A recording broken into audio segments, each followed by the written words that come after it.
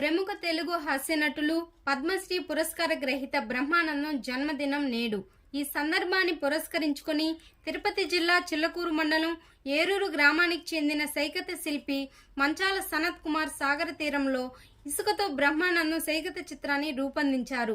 1000కి పైగా చలనచిత్రాల్లో నటించి అనేక పురస్కారాలు, గిన్నిస్ వరల్డ్ రికార్డు సాధించిన తెలుగువారు గర్వించదగిన హాస్యనటులు బ్రహ్మానందంకి తన సైకత శిల్పం అంకితం ఇస్తున్నానని మంచాల సనత్ కుమార్ తెలిపారు.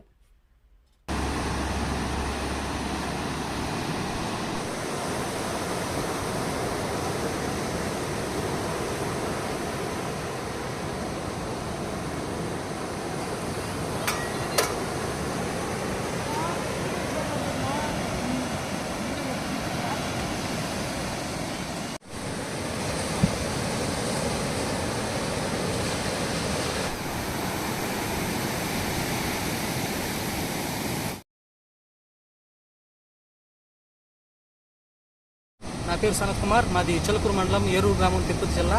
నేడు బ్రహ్మానందం గారి బర్త్డే.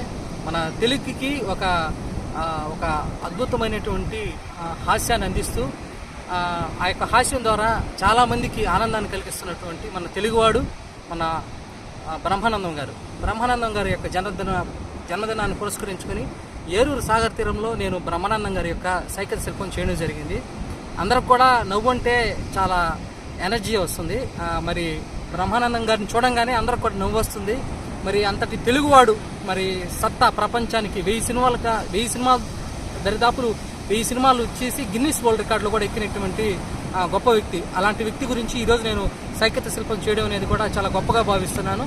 ఈ యొక్క ఆర్ట్ బ్రహ్మానందం గారికి అంకితం చేస్తున్నాను. Thank you.